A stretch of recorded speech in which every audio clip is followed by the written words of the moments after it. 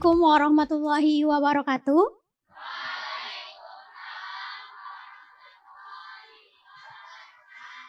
Selamat siang semuanya. Apa kabar?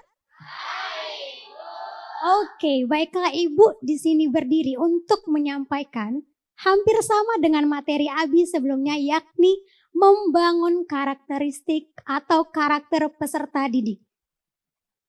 Ada yang tahu nggak apa sih karakter itu?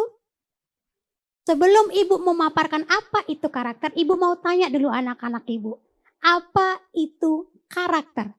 Di sini kita tidak ada yang salah ataupun disebutkan, mari angkat tangan dan sampaikan pendapatnya. Apa itu karakter? Ada yang tahu apa itu karakter?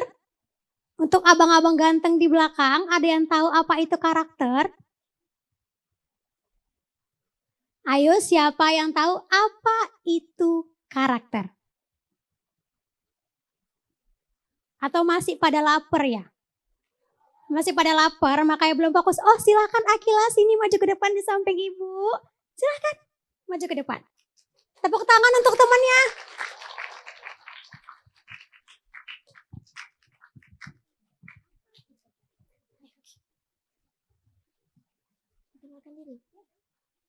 Assalamualaikum warahmatullahi wabarakatuh.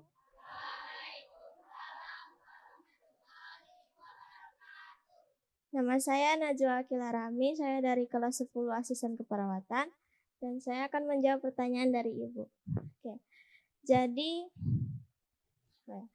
karakter seseorang itu adalah ciri khas dari seseorang yang menggambarkan bagaimana seseorang itu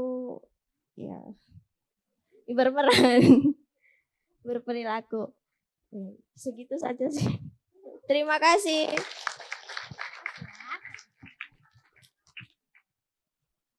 Oke Pak, next. Baik, Ibu akan paparkan apa itu karakter. Pengertian karakter yang dari Ibu baca sama yang Akila paparkan hampir sama. Karakter adalah sifat batin yang membedakan antara seseorang dengan orang lain yang dapat mempengaruhi perilaku, pikiran, dan juga tabiatnya sehari-hari. Masing-masing kalian punya karakter yang berbeda. Benar? Benar. Masing-masing kalian itu punya karakter yang berbeda. Bahkan kembar sekalipun, karakternya tidak akan sama.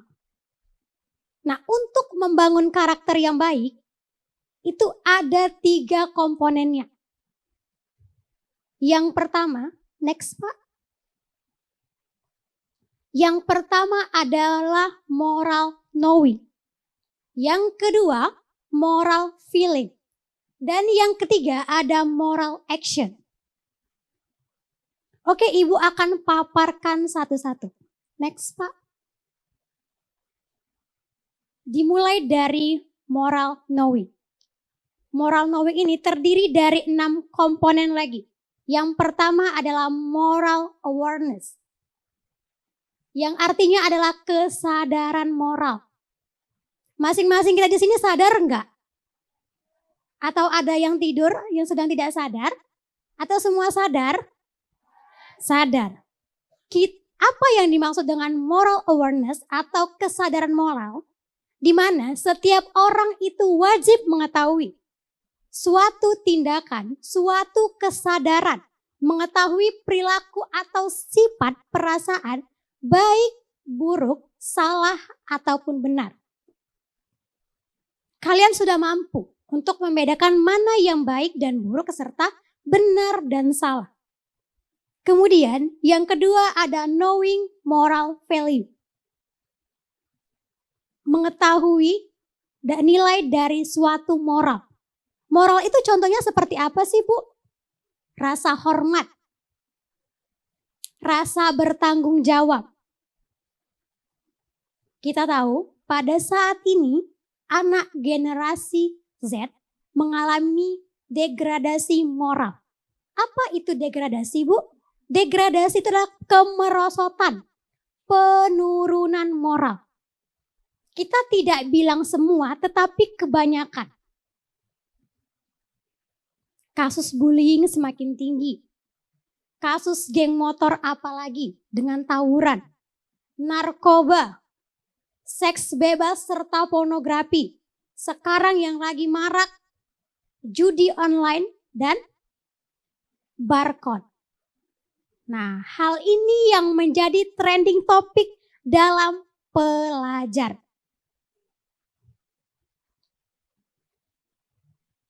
Nanti kita bahas satu-satu di tema selanjutnya. Kemudian ada perspektif taking, pengambilan perspektif. Masing-masing kalian punya pandangan tentang sesuatu. Ketika ingin melakukan sesuatu, ada kriteria khusus yang akan kalian pandang. Apakah ini baik atau tidak, benar atau salah, itu adalah perspektif taking. Kalian harus punya itu sebagai seorang siswa. Untuk apa? Pembangunan karakter. Kenapa sekarang banyak pembuli yang merajalela? Karena tidak adanya kesadaran dan perspektif dalam melakukan suatu tindakan. Kemudian yang keempat adalah moral rationing. Moral rationing ini adalah kemampuan kalian yang didasari perilaku yang kalian ambil. Jika baik, menurut kalian itu yang kalian lakukan.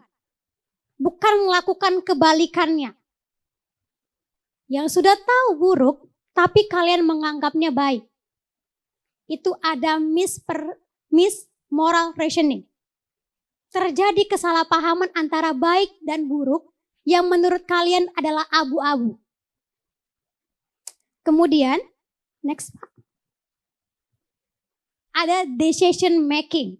Nah, ini adalah pengambilan keputusan paling besar ketika kalian melakukan suatu tindakan.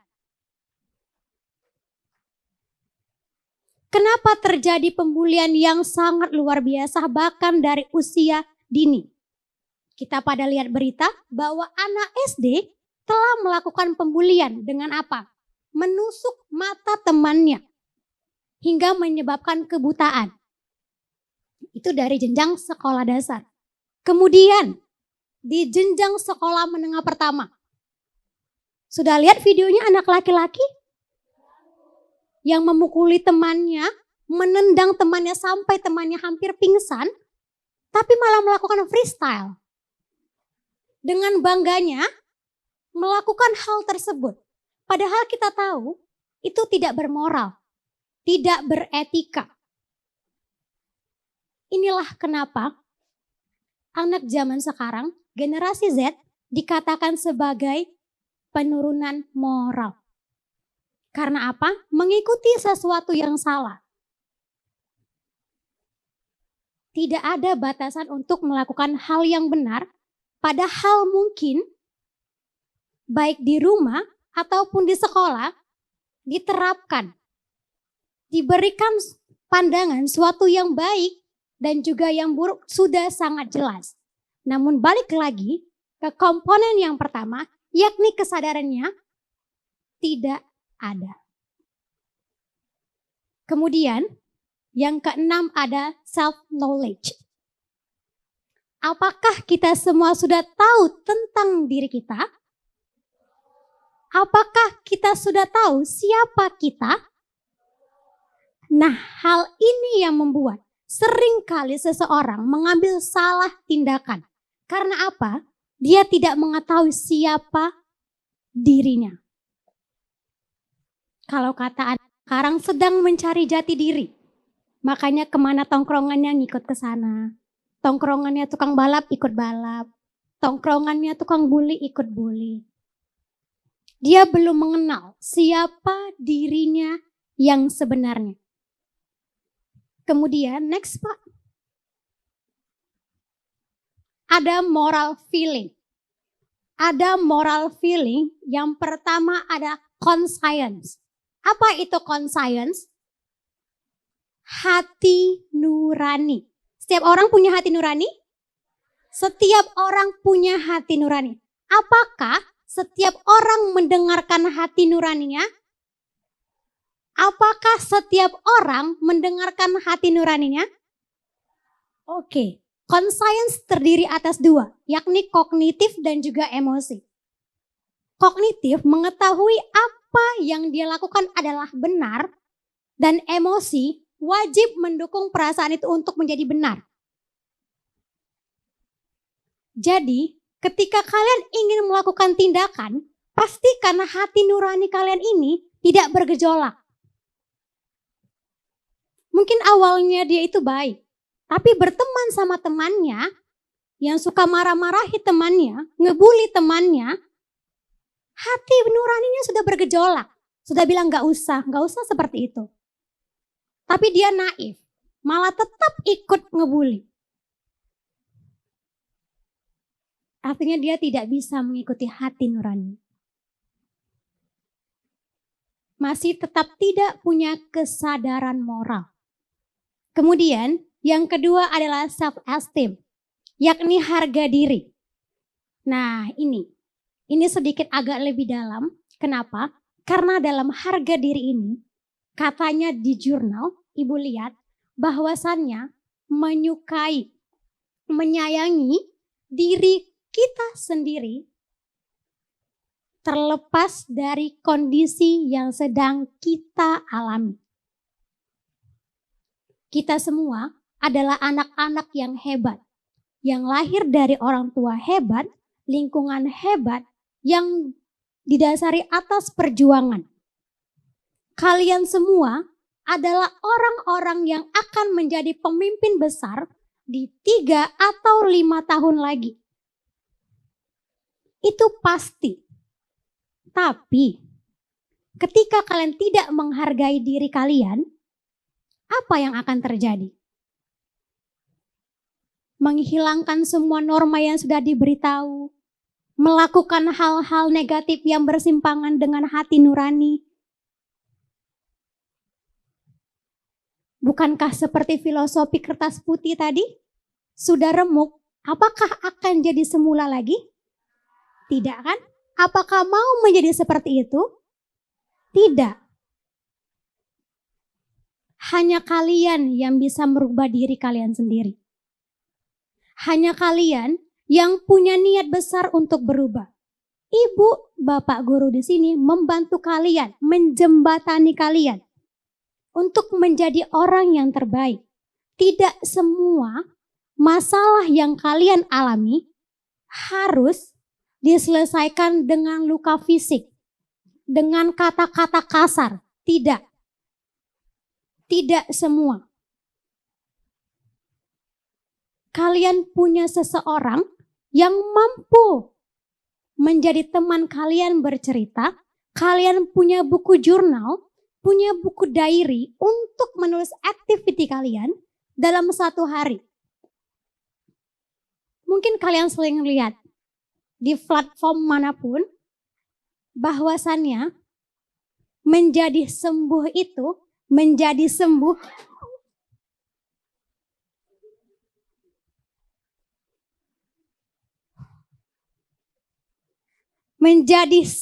itu baik.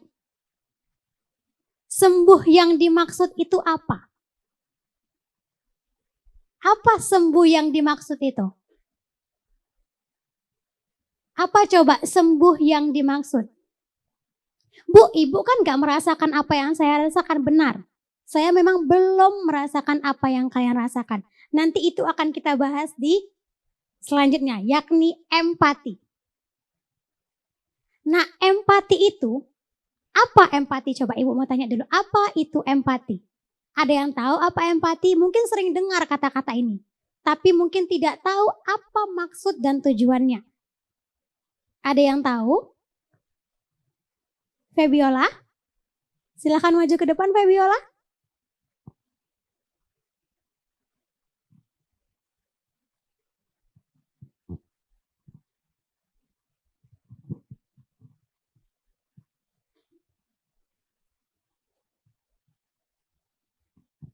Assalamualaikum warahmatullahi wabarakatuh.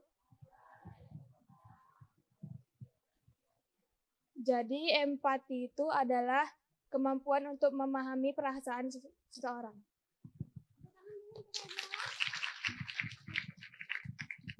Benar. Seperti yang dikatakan Febiola, empati adalah ikut serta merasakan apa yang orang lain rasakan.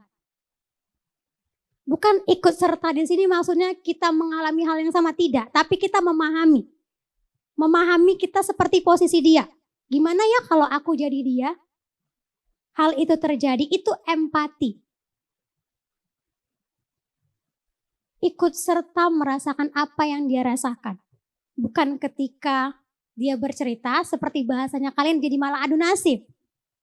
Ini yang buat masalah nggak selesai dan melakukan barcode di tangan. Hal-hal yang tidak sesuai norma dan karakter siswa yang hebat. Next Pak. Kemudian ada loving the good. Mencintai kebaikan. Kalau kalian semua pada dasarnya mencintai kebaikan, tidak akan terjadi hal-hal negatif yang akan merugikan diri kalian sendiri seperti bullying. Jangan anggap orang yang melakukan tindakan bullying adalah orang yang hebat. Justru mereka adalah orang yang paling lemah, yang butuh validasi dari orang lain. Ingat, pelaku bullying adalah orang yang paling lemah. Apakah kalian mau menjadi orang paling lemah? Apa mau menjadi orang paling lemah? Tidak. Kalian semua adalah orang-orang yang hebat. Jangan pernah mau untuk menjadi orang-orang yang lemah. Maka dari itu, berbuatlah kebaikan. Cintai kebaikan yang sesuai dengan hati nurani kalian. Kemudian adalah humility. Apa itu Bu humility? Rendah hati. Seseorang yang rendah hati tidak akan mengusik teman-temannya ketika dia mempunyai sesuatu yang lebih besar. Dia akan tetap rendah hati, menerima semua teman-temannya, berteman secara baik, tidak mengolok-olok, tidak ada sesuatu kejahatan yang akan terjadi. Next Pak. Nah, ini kemudian adalah moral action. Tindakan moral. Seperti yang Ibu bilang tadi, bahwasannya pada zaman sekarang, anak sekolah baik jenjang apapun mengalami degradasi moral atau merosotnya nilai moral. Bulan kemarin mungkin 2 bulan yang lalu, Kota Medan sedang dihebohkan oleh tawuran antar pelajar, begal. Anak sekolah pada bawa-bawa senjata tajam untuk menunjukkan kelemahan mereka. Kekuatan yang mereka anggap ternyata itu kelemahan. Butuh validasi, haus akan validasi. Begitu juga orang yang terlibat narkoba, pornografi, dan juga sekarang yang viral, judi online. Bukan tidak banyak orang yang terakhir bunuh diri karena judi online. Bukan banyak anak sekolah yang terjerat hal itu. Saat ini, Ibu ingatkan lagi, kalian adalah seorang siswa. Seorang siswa tugasnya apa? Belajar. Bukan main judi, bukan mengolok-olok,